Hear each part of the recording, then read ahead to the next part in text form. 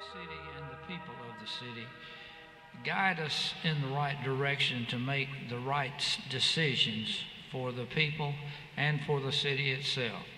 We ask this in Jesus' name. Amen. Thank you. Please stand with me as we pledge allegiance to our flag. I pledge allegiance to the flag of the United States of America, to the republic for which it stands, one nation, under God, indivisible, with liberty and justice for all. Thank you. Board of Adjustments, a 9-member board, and we serve on the we're appointed by the City Council, and we serve on a voluntary basis without any compensation. Our procedure for conducting business, I'll call the name of the petitioner. If you would please come to the podium and speak loudly and clearly directly into that mic. Once we hear your presentation, we will indicate, we'll have any questions for you, and anyone in the audience will be allowed to come forward and ask any questions that they may have. I'll remind the members of the board, if you have a personal or financial interest in any item, you're required to recuse yourself from voting. Once we receive testimony submitted by the petitioner on behalf of the petitioner during the presentation of the agenda item, will be binding as to any decision the board makes relative to that motion. I'll remind the members of the board, if you make a motion to deny an item, you must provide a reason. This time I'll introduce some members that are here tonight. Mr. George Howell, our Vice Chairman, Ms. Diane Burke, Mr. Quentin Burke, Mr. Pickett Reese, Mr. Blake Markham, and I'm John Stanley, the Chairman. Our land use staff that's here tonight is Ms. Tanya Ingram, Ms. Andrea Spriggs, our Recording Secretary, and Mr. Warren Adams, Executive Secretary. We have 6 members here tonight. It takes 5 votes to approve a motion. Any questions? Okay. We have 5 items on the agenda. First item is presented by Guthrie Jeffcoat Engineers and Surveyors, representing Pilgrim Rest Missionary Baptist Church. Hello, Mr. Guthrie. You can pull that mic. Guthrie, pull the mic. There you go. Thank you. Thank you, Guthrie. Hey, Guthrie, we still can't hear you very well. It's not on. Is it not on? It's not. No.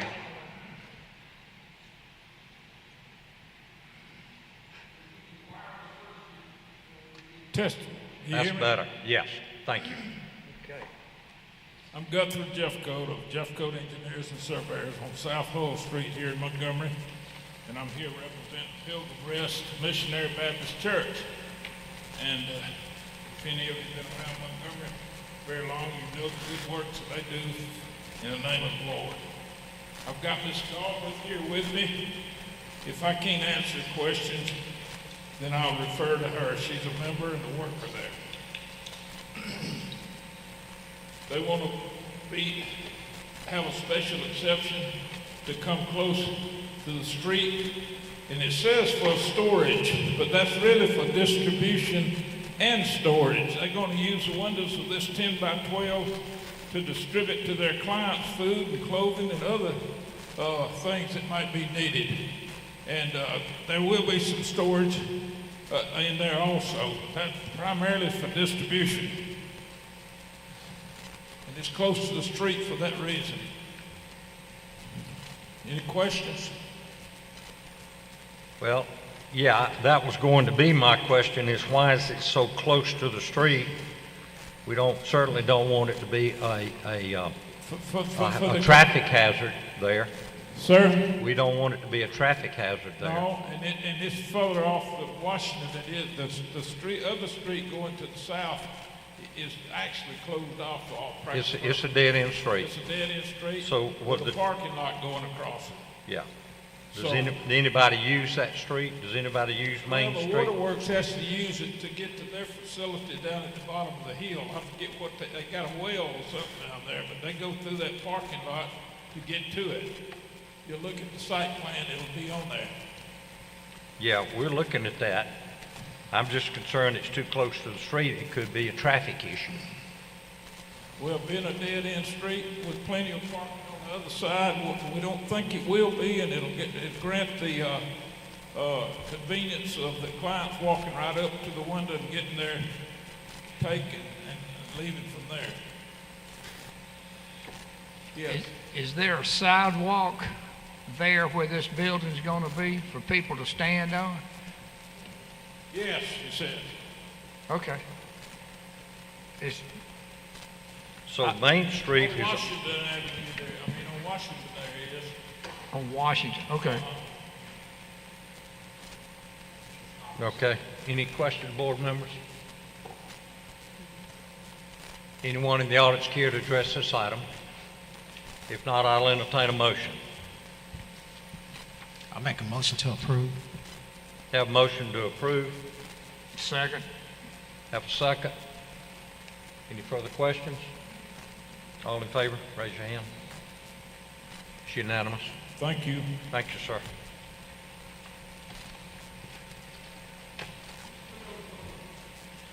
Yeah, just set it up there. Thank you, Gus. Okay, item number 2 is presented by Florida's Certified Sign Erectors, representing Montgomery Downtown Redevelopment Authority, requesting an exception to SmartCode for a new band sign to be located at 400 North Perry Street in a T5 zoning district. Yes, ma'am. I'm Lori Moreland. I'm with Florida Certified Sign Erectors here to represent Home 2 and Residency for the signage exception. Okay. So it's going to be 5 feet, 5/16 inch high instead of Overall 36-inch height, right? Or width. So we have 3-foot residence in, and we have 11 inches, 11 and a half inches rather, by Marriott, and it's stacked, so the overall height is 5 foot, 15/16 inches on the front of the So building. instead of it being 3 feet high, it's going to be 5 feet, 15/16 Overall. overall. Yes, sir. Got it. Any questions, board members? No. Anyone in the audience care to address this item? I'll entertain a motion. I'd like to make a motion to approve. Have a motion to approve Second. from Mr. Right. Markham, second by Mr. Howell. Any No. further? Oh, sorry. Ms. Burke? Yeah. Second by Ms. Burke. Any further discussions or questions? All in favor, raise your hand. All right. You've got the next one. Let me read that. Item 3 is presented by Florida Certified Sign Erectors, representing Montgomery Downtown Redevelopment Authority, requesting an exception to SmartCode for 2 new band signs to be located at 155 Columbus Street in a T5 zoning district. Okay. And I'm the same representation. It's the same proper for these 2 hotels. And we have Home 2 signage. The first one is 4 foot 6 inches, 6 plus 5 8 inches overall height. The actual letters are 24 inches for Home. And then you have the Suites by Hilton, which is 6 3/4 inches. And then they have their logo, the number 2. And so the overall height, again, is 4 foot and 6 5/8 inches overall. And it's internally illuminated LEDs. And then you have the other one that's 5 feet, 8, On the second one, yeah, on the second one. Okay. yes. All right, got it. Any questions, board members? Anyone in the audience care to address this item? I'll entertain a motion. Motion to approve. Motion to approve, Mr. Howell, to have a second. Second. Second, Mr. Markham. Any further discussion? All in favor, please raise your hand. Motion carries. You got it? Thank you so very much. I appreciate You're all your welcome. time.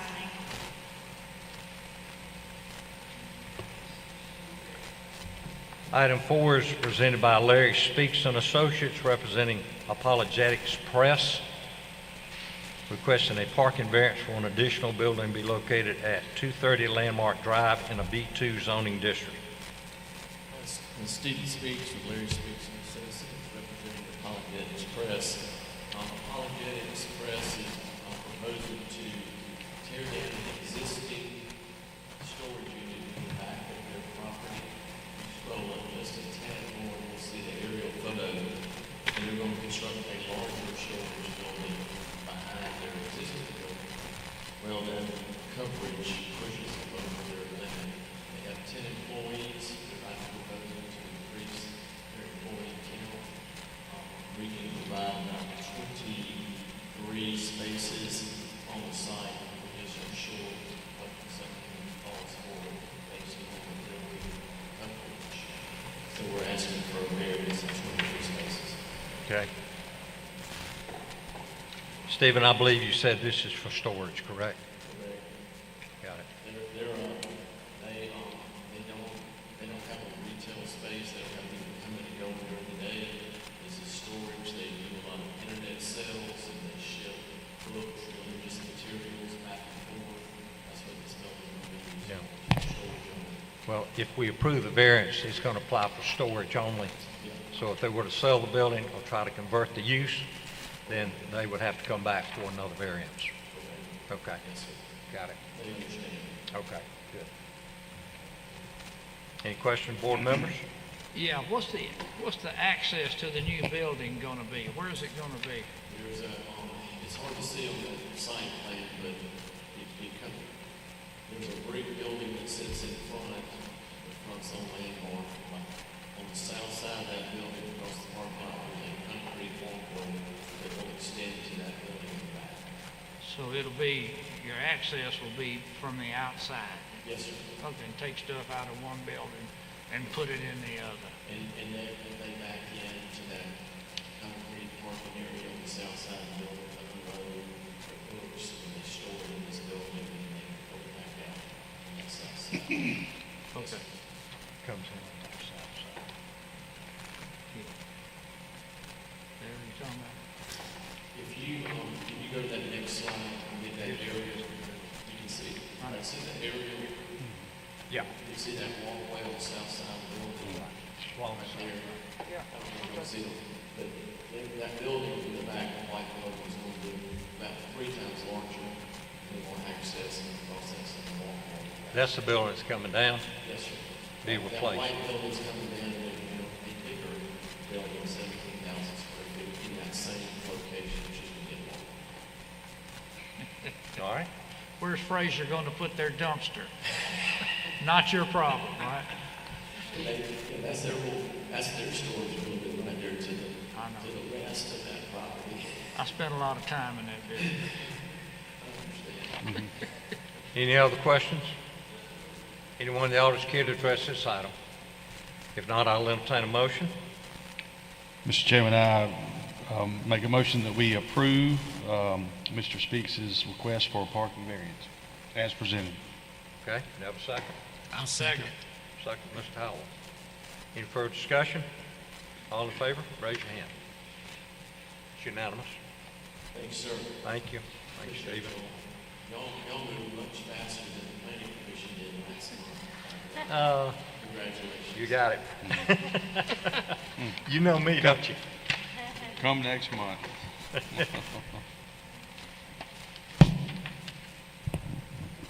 All right. Last item, presented by Jeffrey Record.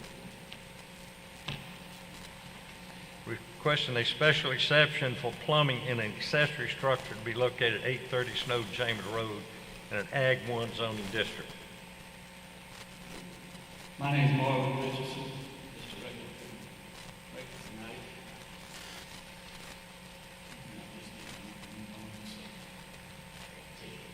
You're gonna have to speak up a little bit louder there. Marvin? Yeah. You just, you want to have plumbing in that accessory structure, correct? Yeah, yeah.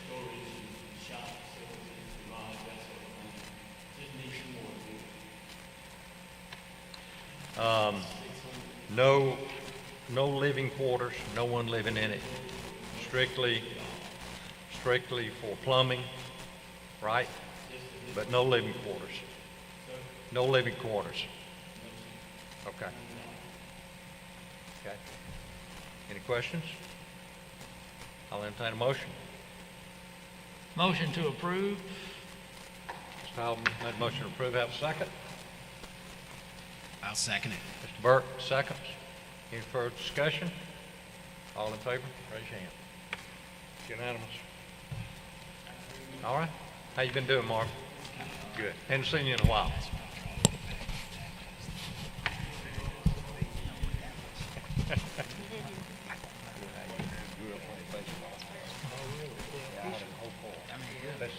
Do I have a motion to approve the minutes? So moved. Do I have a second? Second. Second. All in favor say aye. Aye. All in favor of adjourning say aye. Chair, Aye. Chair, very, very quickly. Oh, yeah. Okay. Well, Yeah, very quickly. We are considering allowing the Architectural Review Board to review variance requests in association with alterations to historic buildings and sites. This would hugely speed up the process for alterations to historic properties because first of all applicants have to go to the ARB and then they have to come before you if they need a variance. If they shouldn't get their variance, they're then going to have to go back to the ARB with some other sort of plan and then possibly come back to you again. So this was just an idea that we had to maybe try and speed up the process for applicants. So I'm really just bringing it to your attention to see if you have any questions or concerns or if you think this is a good idea. Nothing has been done yet. This is just an idea we have, and so I'd be interested to hear if you're okay with it or if you had any concerns about it. Or how you just feel about the whole idea in general. And again, if you don't want to discuss it tonight, you can take the next 4 weeks to have a think about it. We can bring it up at the next meeting. So it's really just an idea at the moment. We haven't done anything about it as such. Well, how does it speed up the process if we are an extra step in the process? Because if someone went to the ARB to approve, say, a new building and they needed a setback variance, the ARB could review firstly the new building and approve the variance for the setbacks. All we would be doing would be to approve the variances required. Yes. We're not approving some architecture. No. Basically, the review of the variance request would not come to you. It would be done by the Architectural Review Board. Oh, okay. Yeah. Now, the thinking behind that is if the Architectural Review Board, say, approved the building, and then the applicant came to you for their setback variance, if you guys said no, the applicant then has to go back to the RB with an amended plan and then possibly bring something back to you. So they're sort of going backwards and forwards, and there's probably 2 or 3 weeks at least. I misunderstood you. Yeah. I mean, that makes sense for them to approve the whole thing. Yeah, and again, we have so few of them. It's not as if we have them like every single meeting. I think there's only been a handful since I've started, maybe 3 or 4 in the past year and a half. So it was really just to see what you thought about that before we did anything further. I'm okay with that. How about you guys? Yeah. Good. It makes sense. Yeah. Yes. Absolutely. Okay, thank you. Yep. All right. Good deal. Thank you. Okay, so. And in record time.